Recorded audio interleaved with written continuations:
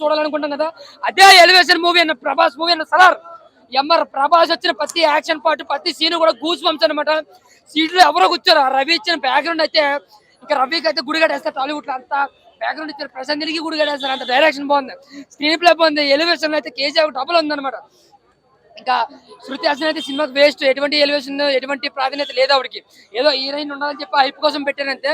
ఇంకా first half rampage అయితే, second half సలార్తో ఓచుకోదు అనమాట. ఇంకా పాలాభిషేకం కాదు, ఆ ప్రభాస్ని చూస్తుంటే రక్తాభిషేకంతో ఒళ్ళు పులకరించిపోయింది.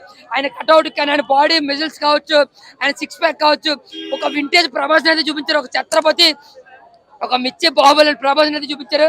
బట్ ఒక సీన్ లో సెకండ్ హాఫ్ లో ఎవ్రీ సీన్ ఉంటదన్నా గూస్ బంప్స్. ఇంకా నాకు ఇప్పుడు వచ్చిన పులకరింపు తగ్గలేదు అనమాట. అంత పులకరించిపోతాను అనమాట ఒళ్ళు అంతా కూడా. మనం నరుగుతాం అన్న ఫీల్ వచ్చేది. ఆ బ్యాక్గ్రౌండ్స్ కి తన డీల్ చేసే డైరెక్షన్ గా కూడా చాలా అంటే చాలా బాగుంది. ఈజీగా బాహుబలి రికార్డులు 10 రోజుల్లో క్రాస్ చేసేస్తే గుర్తుపెట్టుకుని. 2000 కోట్లు ఈజీగా దాటేస్తే 3000 కోట్లు ఖర్చు అయినా ఆశ్చర్యపోయిన అవసరం లేదు. ఇంకా బాలీవుడ్ లో 510 కోట్లు బాహుబలి 2 కలెక్షన్లు. ఈజీగా బాలీవుడ్ లో 1000 కోట్లు వచ్చేస్తారన్నమాట ఈ సినిమా. సో ఓవరాల్ గా నాకు వచ్చి చాలా రోజుల తర్వాత ప్రభాస్ ని హ్యాపీగా చూసాను. నిజంగా చాలా అంటే చాలా హ్యాపీగా అనిపించింది. Super and India biggest blockbuster and super hit కదా. India biggest block Salaar.